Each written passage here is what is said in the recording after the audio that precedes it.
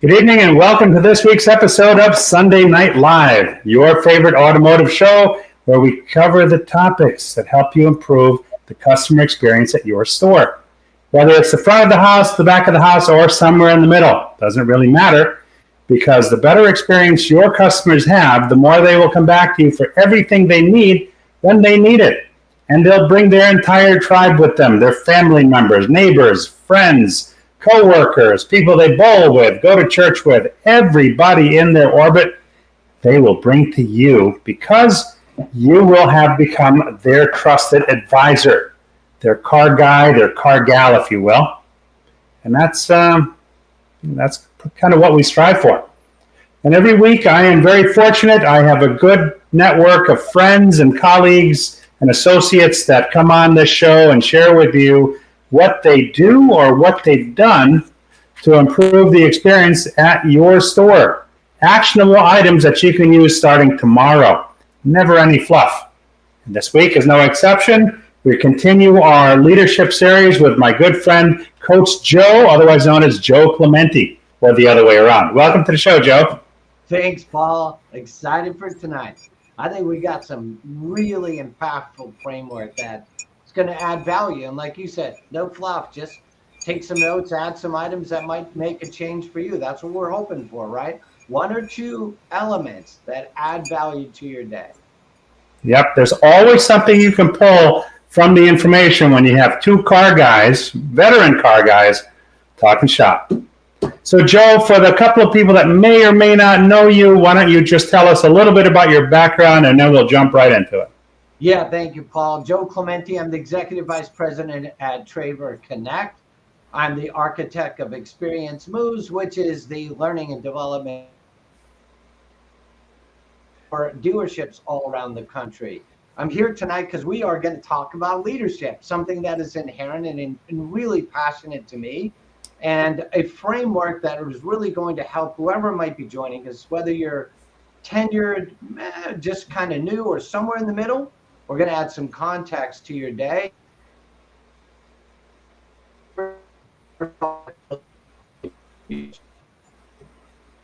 Having a little bit of buffering issues, Joe. Don't know why. Sorry about that. No worries. The internet gremlins are at play, I believe. So in this episode, we're going to talk about how dealership leaders can evolve beyond traditional control-based management and foster self-led teams by embracing new leadership model built on clarity, consistency, and culture. That C word that everybody aspires to have, but truth be told, not everybody's ready to roll up their sleeves and do what it takes to get it. So Coach Joe is going to share with us the Evolution Playbook, a practical framework to help leaders transfer ownership, inspire accountability, that A word in the car business, and scale trust without micromanagement. That's exciting, Joe. Yeah, we have again visited some top leaders, maybe. You know what, Joe? You're buffering again. Why don't you try jumping out of the studio and then come back in, and let's see if that takes care of it. Sometimes that's a reset, so just bear with us as Joe does that.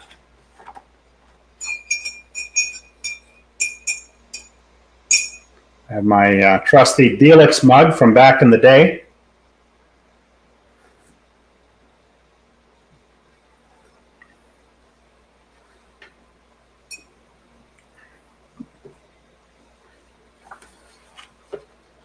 The internet is not always kind. Sometimes there are signal issues that prevent the stream from working properly. And by jumping out of the studio and jumping back in, oftentimes that takes care of it. It's almost like a reset on your computer. So let's see what happens when Joe comes back on.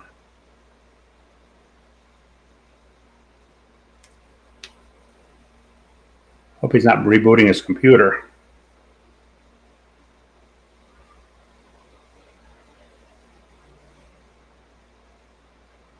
Where are you, Joe?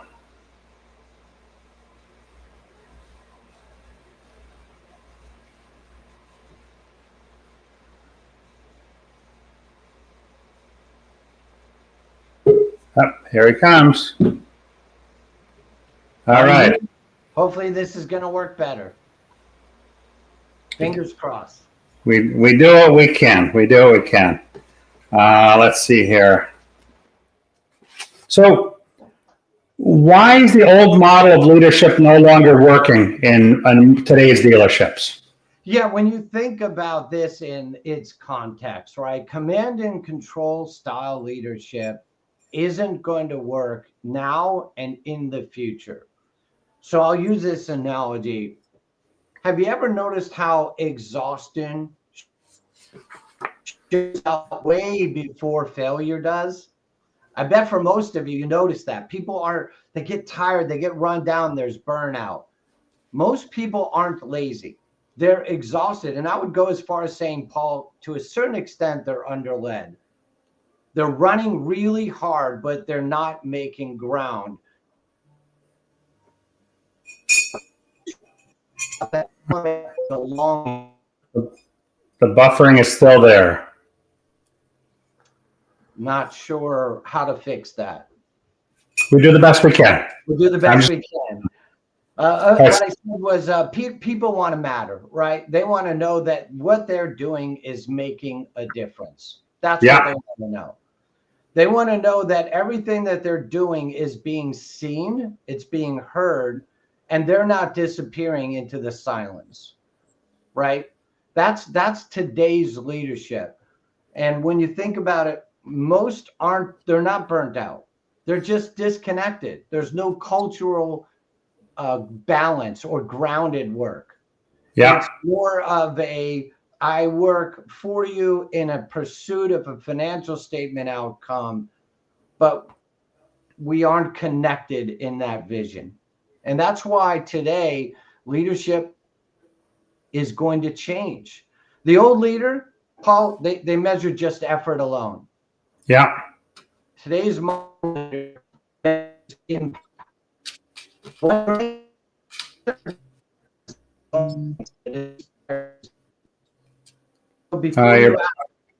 on. Go back to today's leader. We just lost you at the today's leader part. My apologies. The old leader measures effort. Today's leader measures impact, right? Yeah. So one just drains the person, the other drives them forward.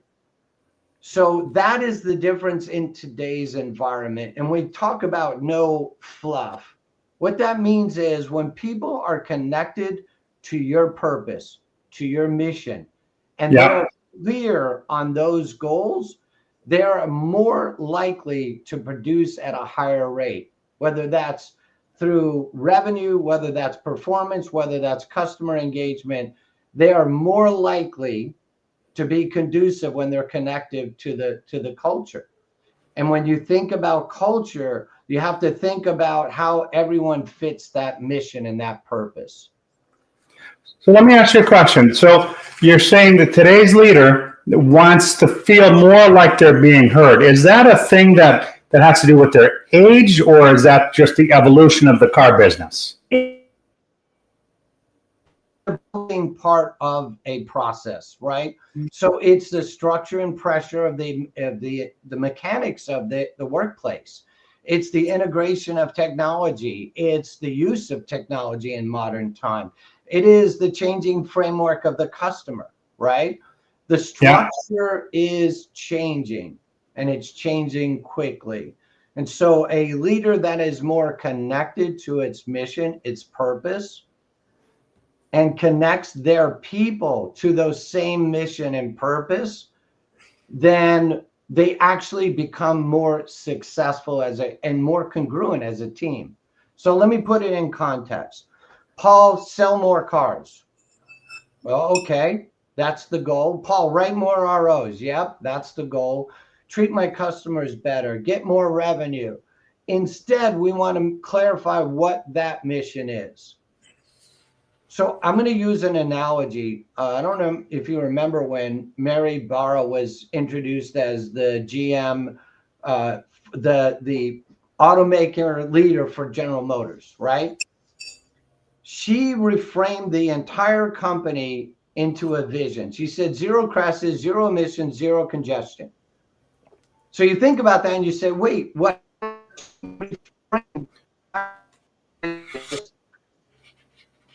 We just lost you there, Joe. Hold on a second. Okay, you're back. Okay. What I was saying is Mary Barra walked in. She didn't hide behind the PR. She faced the storm, and she reframed the entire company in just 3 phrases: zero crack, zero emissions, zero congestion, right? Her statements were radical clarity. She didn't have 5 goals, 10 goals. She had 3 purposeful words. You notice the phrase and the alignment there: purpose-driven direction. They show alignment with her vision, the vision for the organization, and what everyone needed to do every day.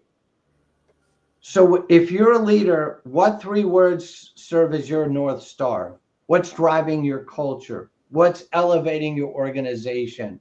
How does every member of your team align with those North Stars? So we always talk about, are you outcome driven or purpose driven? Yeah, just lost you for a second. Wait till it comes back. Okay, you're back. I apologize for the audience. This is weird. It's technology, man. My friend David says it works 70% of the time. The other 30, we just deal with it. So I don't know where I cut out, but I would say to you is we have to look at what serves as our North Star. What are the 3 guiding principles that are driving your organization forward? Let me just state, if they're revenue driven only, if their only financial byproduct is only driven on revenue, you're less likely to connect with the 3 driving forces: your team, your customer, and your organization. When you have clarity, those become mutually serving. Right? You know something? I've seen that in action. I've seen the revenue driven, solely focused on revenue, and I have seen massive turnover because nobody's pulling the rope in the same direction. Right. When you're stretched thin, when you're diversified in that direction, meaning one part of your organization is charging for this, one part of your organization is charging for that, there's this divisiveness, right? So some of the best organizations, particularly in automotive, they have a strong culture. They're centered on a mission, right? They're centered on what drives them. For our organization, it's experience matters.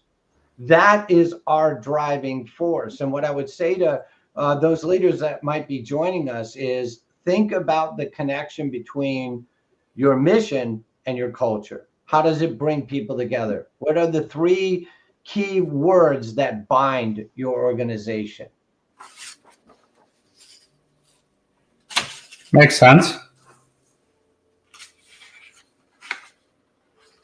There are too many leaders that just assume that the team understands what's expected, and that's simply not the case. We can't assume they understand it. We need to guide them through it. Yeah, when you think about it, let's talk about that. Clarity, right? Complexity is a clever thief. It hides behind sophistication. It hides behind a lack of specificity. So let me use a reference. You know who Satya Nadella is? He's the one that walked into a very divisive Microsoft and brought them together, right? There was genius everywhere. Everybody knew what they were doing, but they weren't connected, right? They weren't on the same purpose. He didn't reorganize. He just realigned that talent. So let's just say it this way. He said, empower every person and every organization on the planet to achieve more. That's purpose. So Satya said, let's embrace that empowerment so every organization. Oh, hold on, Joe. You're buffering. Hold on. I'll be back in a second. All right, you're back. It's weird. It's not happening on my side, so I don't know why. But he said, I use this analogy is that he brought everyone on the team. Think of it this way, 180,000 people on his team because he brought in clarity. He brought specificity. He brought union driven focus on a mission. And when you communicate that to your team, all of it, that vision, that mission, you now give people purpose. Let's take it one step further. You said, let's give somebody something tangible. Yeah. So ask your team, if they can you finish this sentence? We exist to whatever it is, ... right? Could they finish that sentence? Could your team, anyone on your team, say, hey, Paul. Hold on, buffering. Hold on.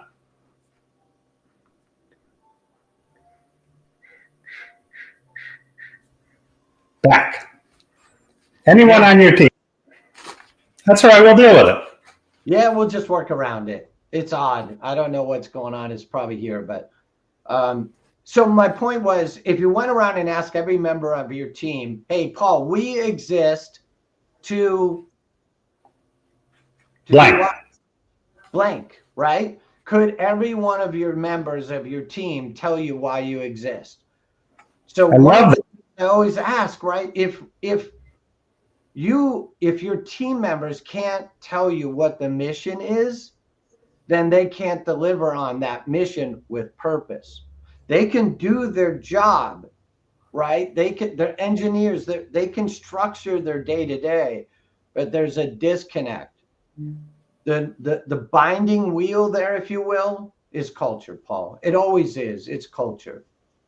I love that, Joe, because that's kind of a test that every dealer or every manager, or you're buffering again, but that's okay.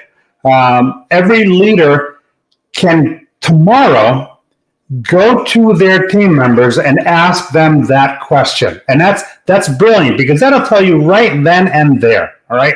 When I do my sales training, I work with executive management and dealer principals. And I ask them, I said, listen, I'm going to put you on the spot right now. All right. If you take out the fluff, the generic stuff that everybody else uses, like, oh, we're a family-run dealership and we care and we have a state-of-the-art facility. Take all that fluff out. What is your compelling, why should somebody buy from you? And I point to all the managers and the leaders in the room and I say, go. And more often than not, they can't give me more than one or two reasons. And I'd say, I put you on the spot specifically because if you guys and gals can't answer that question now and deliver it with conviction, then I would be willing to bet that your salespeople can't do it either. And what you're talking about here, Joe, by them asking that question tomorrow, it'll tell them right then and there what they need to start doing. Love it. Yes, and when you start understanding what's current, you can change or address or approach the gaps, close them, and be aligned, right? If we exist just to make money, the fact of the matter is the science proves to us over and over and over, organizations with a strong culture are 15 times more in revenue, net profitability. I believe it. The science is everywhere, anywhere from 5 times to 15 times net profitability or revenue, net profit, right? So when you think about that, those growth that happens in an environment, it's when everyone is connected along the line. We exist to enhance the quality of life of others. That's Ed Roberts. Buffering, hold on.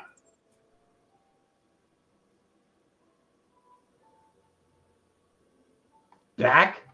Back. So listen, what I was saying is when you find the right mission and you align everyone on the mission and they're clear on their role, when they're clear on their role in that mission, the byproduct is better revenue, it's better profitability, it's more congruent to growth, right? That's where strong cultures exist. And for those that ignore culture, I'm going to read something by Simon Sinek, and hopefully I won't buffer during this. He said, feeling noticed by someone is the most critical predictor of relationship satisfaction in both work and life. Here's the key point. Knowing someone is passive, noticing someone is active. When you notice what someone is doing in your organization, all of a sudden they're no longer passive. They're active in driving your culture. They're active in producing the... Hold on.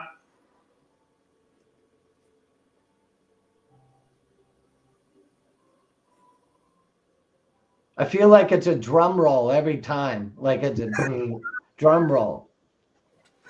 Hey, we deal with it. No biggie. So listen, the truth is that the future isn't just technology. It's human connection. It's people connection, right? It's realizing that technology is coming, but how do you blend that technology to make it more seamless for the individual? So Paul, I have 3 rules. I'm going to try and get this out. Here's where you can start as a leader, and I simplify it. Number 1, optimize the in-between moments. Here's what I mean by that. Catch people in the margins. Before the meeting starts, in the hallway, after a virtual meeting, that's where real belonging hides. Really important. Number 2, re-engineer the way you meet. Start with huddles. Cut through the noise. Take a moment and say, hey, Paul, is there anything from an... Buffering, hold on. Hold on.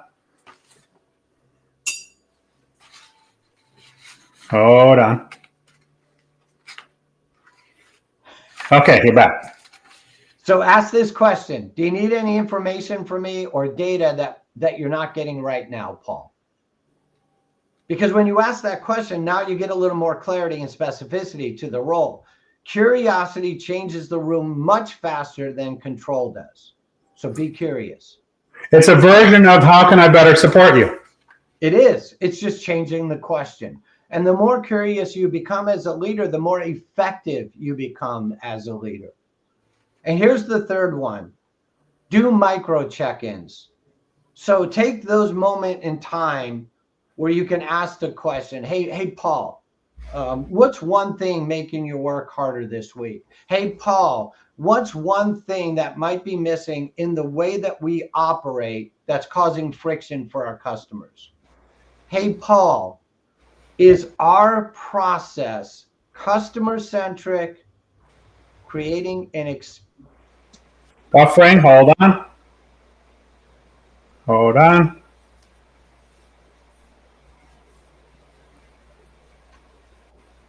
Go.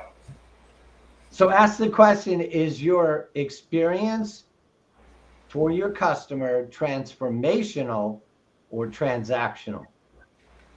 That's key. When you understand it's transformational, meaning I'm creating an experience for my customer, and it's not transactional, meaning Paul, one and done, you come in, I handle your service, we don't see you again. The more you can create that for your team, the more transparency you have to that experience, the better the results. So ask that question. Is our experience transformational or transactional? Now, and these principles are not exclusive to automotive. They are in any facet of life, in any industry. And I'll give you an example, right? We've heard for years, people will remember how you treat them, right? We've heard that for years. I walked into a hibachi place in Westboro, Massachusetts the other day. I had not been in that restaurant in literally 8 years. Wow. Okay? 8 years. I walked in, and I had great conversations with the owner, Kevin. Okay? I stood there for a moment. I had my new hat on, so we didn't initially recognize me. We just stood there for a couple of moments, and all of a sudden his eyes light up. He points and he says, Paul, are you still in Connecticut? 8 years later. Wow. Right? I took an interest in him and how he runs his business, and he remembered it. Just same thing that you're talking about. I'm going to ask you a question, and before you answer, I just want to acknowledge some of our guests here. All right? Yes. Yep. Joe, what do most leaders get wrong in trying to create clarity? So ponder that for just a moment while I acknowledge Michael Dean Offmuth. Says, hey guys, Robert Migliaccio, Rockstar Coach Joe. I think you got a fan there. Michael Weldon throws a couple of thumbs up, and David Rozek has shared with us in the thread. Here's a simple leadership and culture outline with a link to it that people can click on. Marshall Sheldon, reputation, mastery, stewardship. And David says, serve others. And Marshall follows that up with exist to set the standard. Beautifully put. That's awesome. That's awesome. So what do most leaders get wrong in trying to create? They're not clear enough, meaning they are not specific on what clarity is, on what the goal is, on what the target is, what the mission is, what the purpose is. Where they have clarity is when we're off or when we have a great month, right? It's either one or the other.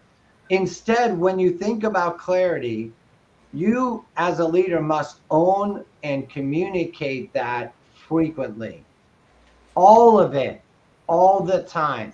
Clarity and specificity. We exist because we want to create an experience for our customers.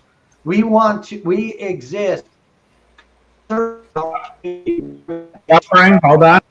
hold on.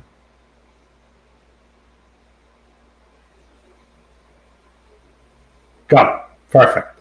So the leaders who stand out aren't the loudest. They're not even the smartest. They're the ones who make other people feel understood. That's clarity. That's specificity. Can you recall and share a time when a dealership simplified something and they saw huge results? Yeah, I'll tell you a recent example. We went to a partner where their only goal, sell cars. What they weren't clear on is why they were selling cars and what gave them a strategic advantage. Why were they existing? And so when they changed the framework, when they gave it purpose, every meeting began with purpose. What's the outcome? Well, they saw an increase of 3 things that's really important. They sold more cars. They increased their revenue. Here's the most important part. They actually improved their Buffering, hold on one sec.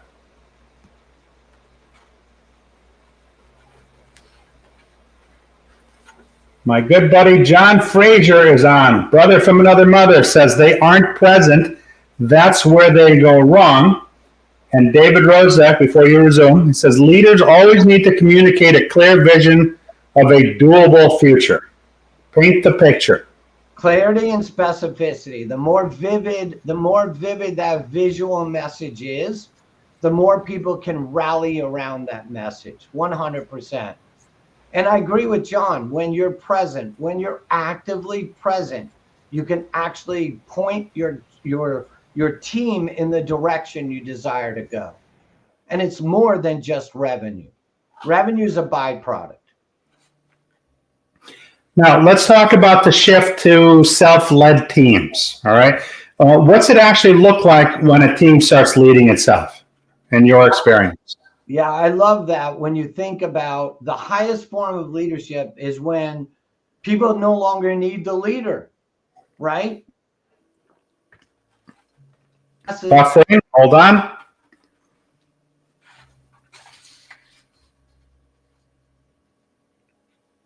Back.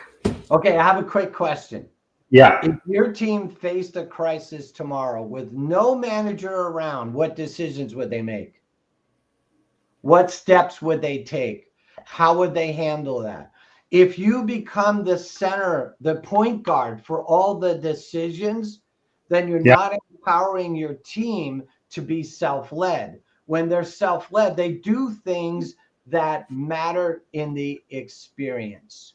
They do things that will change the course of the engagement with your customer, because they're not thinking about the outcome, more revenue. Oh, I'll get in trouble for giving this away, or I might create friction. They're trying to solve the problem. So the question, Yeah. if your team faced a crisis tomorrow with no manager around, what decisions would they make? If you weren't in the building and they were faced with a crisis, how would they handle it? Would they have to reach out to you? Oh, buffering. Hold on. Hold on.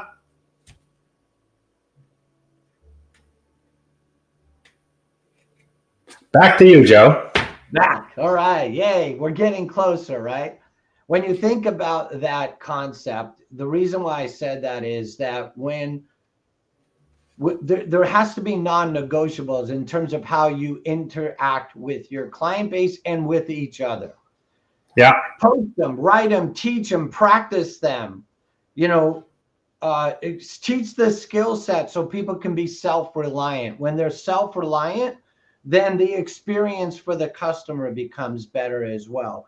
When they can be the solution rather than just part of the problem, they feel connected. They feel that they matter. And when they matter, the results always improve. Always. There's always a connection in that culture to when your team can step away and they can solve the problem without you. The best leadership is, hey, Paul, I came across this problem today in the service drive. What we did to solve it. Hold on. Now you get. Hold on, buffering.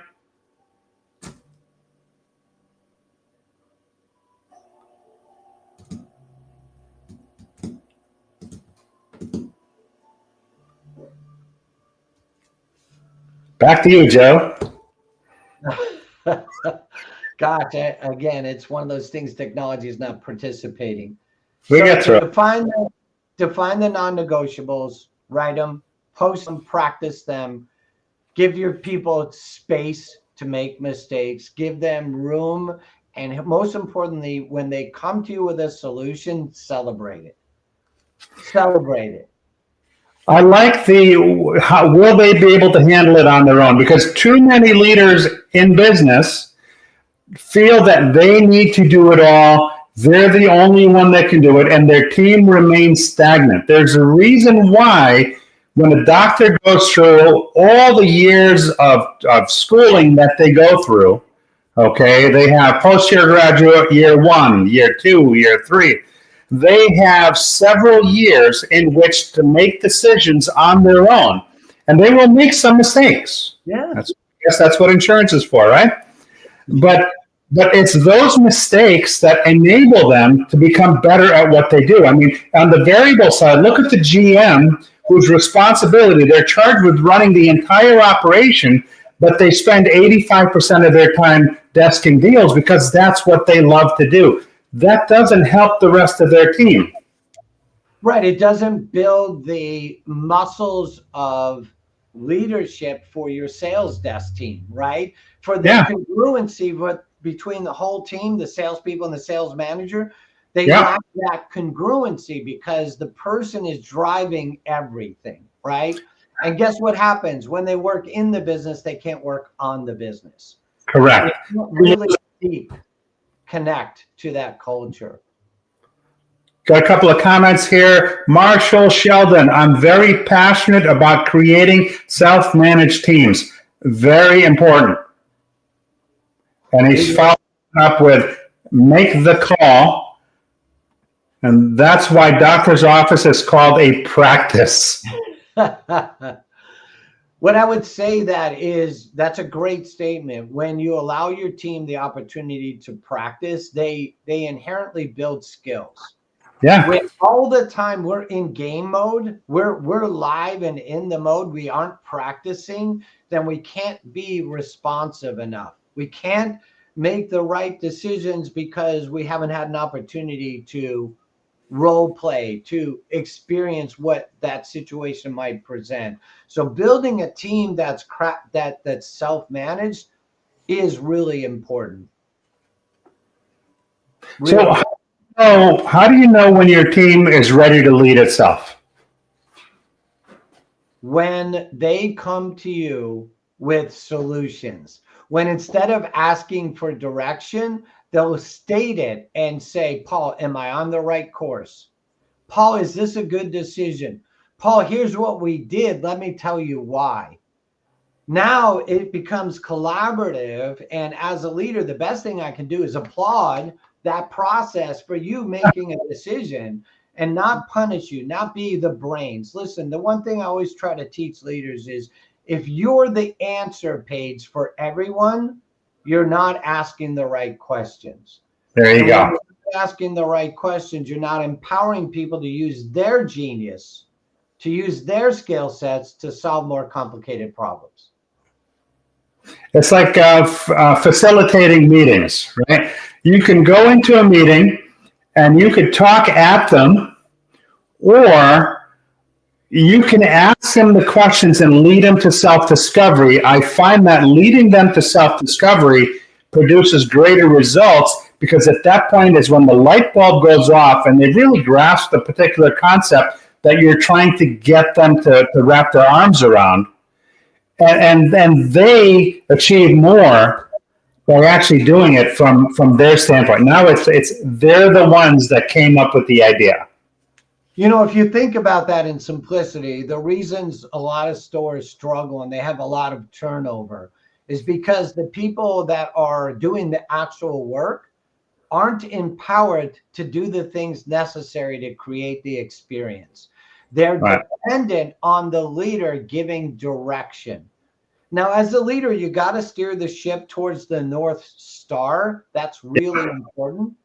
But in the day-to-day operations, you hire people because of their skill set.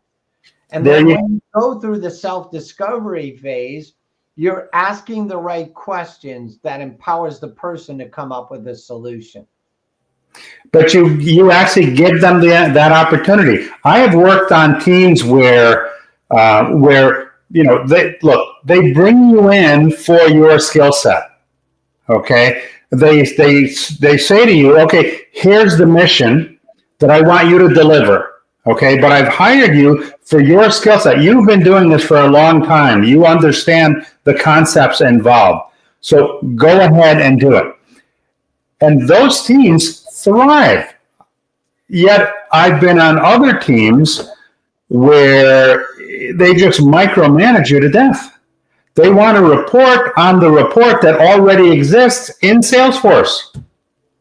Yeah. At which, I put my hands up. We got a new director that came in. I put my hands up. I said, listen, I'm not going to give you a report on the report that you have access to that you can read.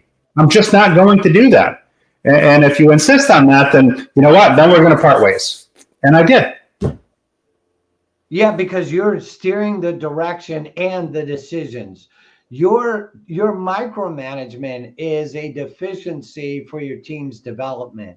You're not giving your team the opportunity to develop within the system or the process. I'm a football fanatic, and my team is really bad right this year. And no, I'm a Washington Commanders fan. And let me say that the challenge that we have this year, and especially with today's game, is that we had everyone working for their independent focus. Like, I want to be the superstar. I want to get recognized, but I'm not sharing the mission of how we win the game, how I play within the system so I'm in the right spot at the right time. That's teamwork. When you look at really, really good teams, the players that are in the right spot at the right time are doing just their part of the job. They're thinking intuitively and allowing their athleticism through practice to make the play. We can do the same with our team.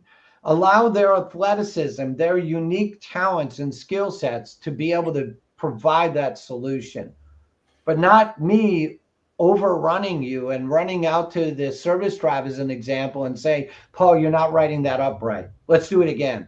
Like that's not effective. That micromanagement isn't going to work. We had a GM like that. We handwritten purchase order. If something was spelled wrong, you couldn't cross it off. Oh no, the whole thing had to be rewritten from start to finish. Remember, what are we trying to create? Are we trying to create an experience for our customers, or are we trying to create a transaction? When you are clear and you are specific about what your purpose is, what your mission is, what drives you, everyone can work congruently towards that. So if you ask the simple question, you'll be surprised as to whether or not your team understands that mission. Basically, clearer goals, roles, and expectations remove friction and empower faster execution, in a nutshell. Yeah, in a nutshell, remove friction, right? Because the more you do that, the more seamless that relationship will be for your customer and your team member. Who likes being micromanaged, right? Who likes a microscope on them? There's not a single person. And listen, if we have the belief that everyone comes to work with the intent to be successful, then the goal of a coach or a leader is to put them in the best position, Paul, where they can be successful. Where they thrive. Yes, put them in the right spot in the play so that they can make the play. Talk to me about consistency over charisma. Yeah, I love this analogy because charisma is, we celebrate charisma. We like, oh, that person's got huge, big stage presence. They're loud. They're the spark. And most GSMs or GMs have that charisma about them. But charisma doesn't scale throughout the organization. You know what does? Good habits, good focus, good purpose. So Ajay Banga was the CEO of MasterCard, and he called it the decency quotient. He said, decency is what keeps the system running when no one's watching. So beyond that charisma, we have to make sure that everyone is measured. Everyone understands how each of their roles support the mission. Yeah. I'll take it further. The employees need to know not just how their role supports the mission, but I feel, it's been my experience, that they also need to know how their role supports their coworkers and how their coworkers support them, how that supports the overall organization, and how the organization then supports them. When everybody fully understands that, I think you have a greater degree of buy-in than any other scenario. So if you think about it, it's how the leader achieves. Do they achieve with people or through people? Do they achieve by the way they treat people, or do they achieve just in pursuit of an outcome? When you tie in the human element, you'll be surprised at how often that connection, to your point, how they treat one another, becomes congruent, because it is part of who you are. It's your biology, right? It becomes part of your biology. So ask yourself, what behavior in mine do I want repeated? What do I not want repeated? What needs to be retired in terms of, an up, right? That statement needs to be retired. So model it. Are you calm under chaos? Are you frantic? Or do you yell? I do that to my wife. Are you focused under fire? Here's what typically happens. Human nature is we go to our flight or fight mentality. Yeah. It's inherent. So you have to train yourself to process that fire. You have to train yourself to think differently about what that chaos is bringing you, and then teach others to reframe it as well. because we're all going to fail at some degree. So it's how you respond that matters the most. The challenge is, do you stop as a leader to redefine that? Yeah.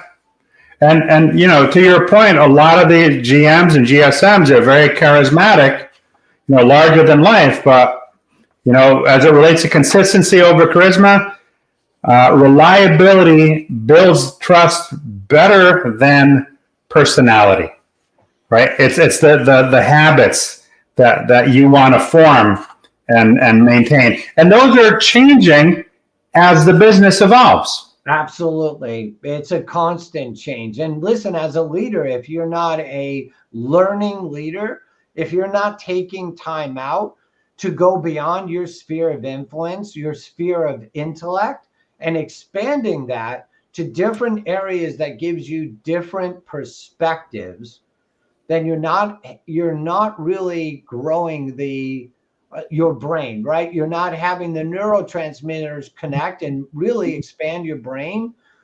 That's where you need to be. You need to be in an environment that allows you to go beyond your circle. And when you empower other people, they bring ideas to you, Paul. We change the way we lead as a result of being exposed to new things. So it's leadership as transfer as opposed to leadership by title. Yeah. So too many people think that leadership is my title, that control is leadership, that I have a responsibility to the revenue, to the financial performance. So it's my then responsibility to lead because that's what my title says. And when you think about just revising your perspective and tapping into the talents that are there, you actually give permission to your team to go forward. You give them permission to say, there's a better way. I'm expanding the way we're currently doing things.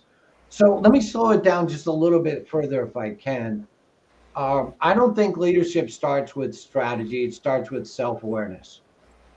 And in part of the research that I did for this, I read a really cool article. It's actually a best-selling book called Emotional Intelligence by Daniel Goleman. And he said self-awareness means having a deep understanding of one's emotions, strengths, weaknesses, and drives.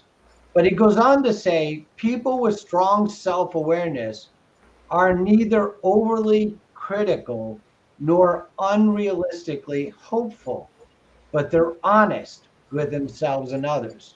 So, okay, why does that matter? Well, think about it in the context. When you are a leader, you're starting to have a more awareness of what's strong, what your weaknesses are, and then being more realistic with what you have the capability to do.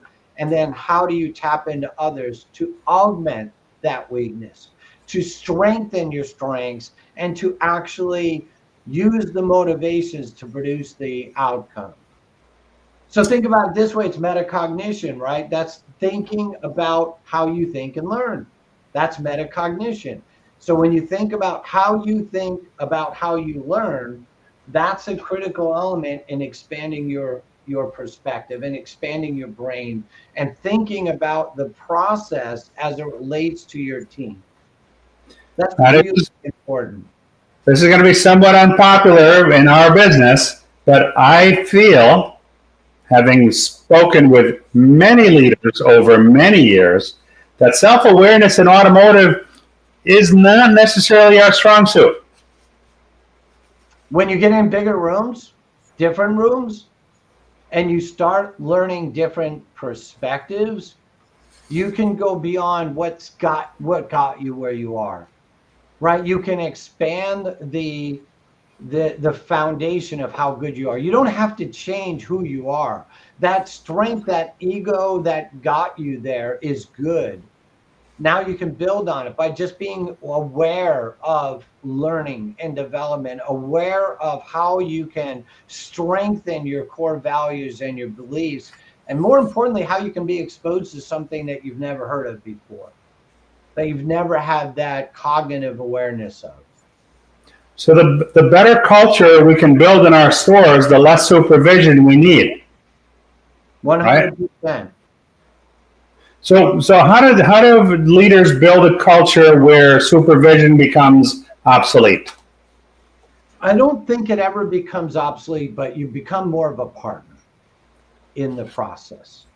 And how you do that is the more that you empower through the process of Socratic questioning, meaning through the process of asking the right questions, all of a sudden people become more insightful about how they approach things. If they're clear about what the mission is, they're clear about what the purpose is, they can make decisions that align with that mission and that purpose, knowing that you are going to support the direction that they chose to go in.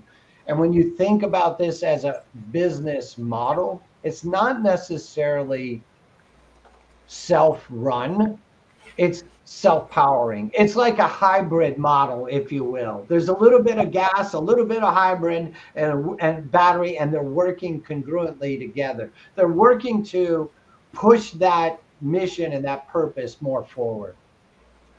One of the most satisfying things for me, being in store just about every day, sometimes I'm in one dealership, sometimes two, is I'm working with a pretty large dealer group in New England, okay, and I've been working with them, for some time, going in and seeing the transformation that the management team has made over 2 years, Joe, and I'm sure you can identify with this also. It's just, I pulled the executive manager aside and I said, look, I have to tell you, I've really, truly enjoyed coming here today. The team was engaged. They were happy to see me. I was happy to see them. But more important than anything, they've grown as leaders in the store. They've grown so much. Their confidence, the conversations that they were engaging in. Yeah. It's the small wins that add up, right? Over time. The compound effect, if you will, of the small things done consistently and gradually over time produces the best results. So when you think about this, the one challenge is that in our environment, we always think of a silver bullet. A product is going to be my solution. A expert is going to be my solution.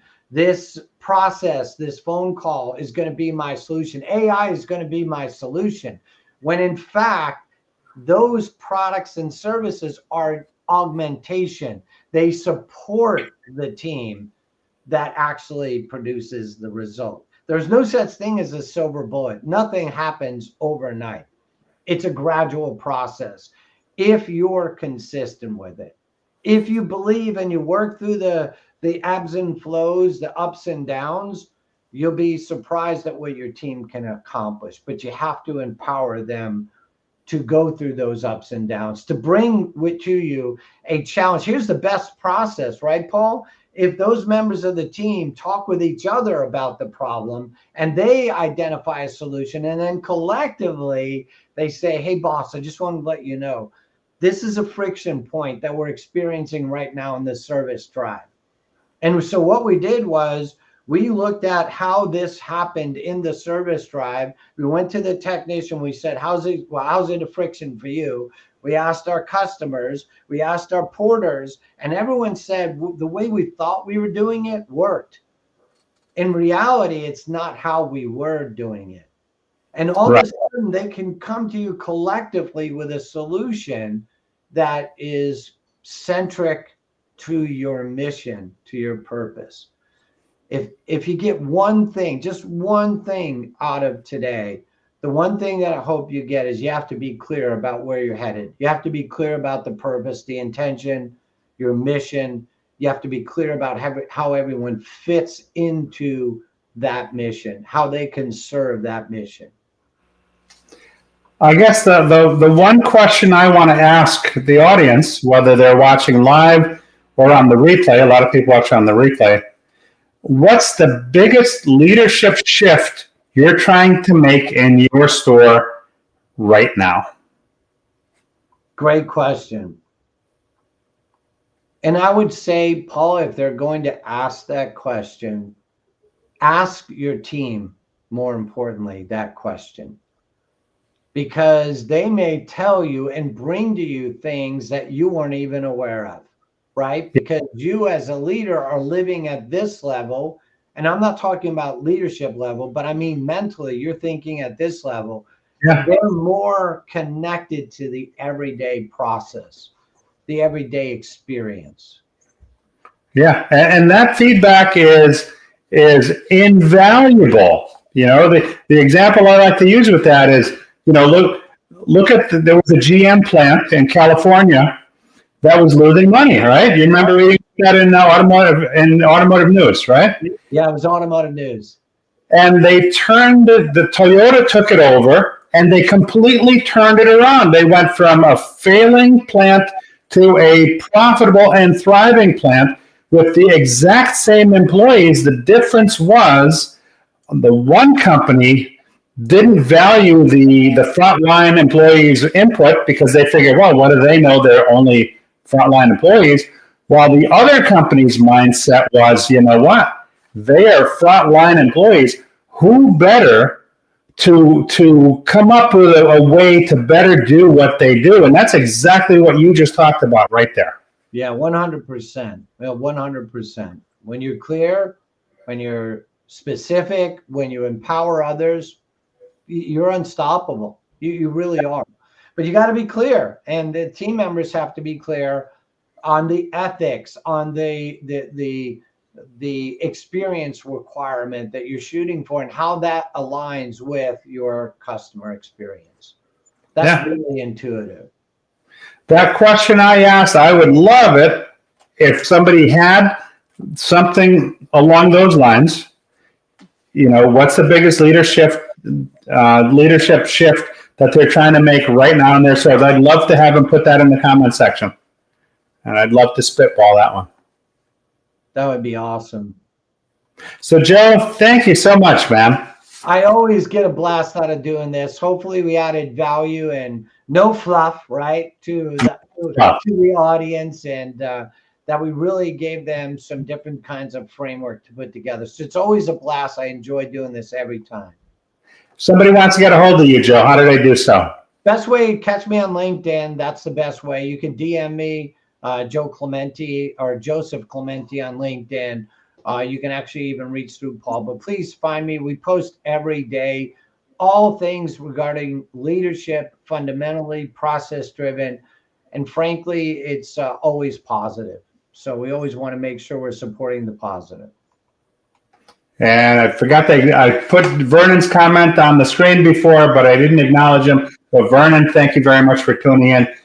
He's doing his show right after our show. He does Messages in the Madness. He does that every time as well. Final thoughts you want to leave us with? Yeah, think about when you go back to your dealership, think about asking the one question. We exist to ... blank, right? Why do we exist? Ask the person in the back, ask the person up front, ask your cashier, ask everyone. If the message is consistent, you know you've been clear, you've been concise, and you've been specific. If the message is cloudy, that's okay. That's your opportunity to redirect. What's interesting is that there are some that may not even know that, right? Yep. Just as I asked the question, you know, give me reasons why I should. And many times the leadership can't answer those questions. So Joe, as always, thank you very much. I appreciate it. Michael Weldon says commitment. 100%. So stay on after for a moment while we go off here. To those watching live, thank you for supporting the show. To those watching on the replay, I thank you as well. I hope you have a safe and successful next week, and we'll see you next week on Sunday Night Live. Thanks for watching. Thank you.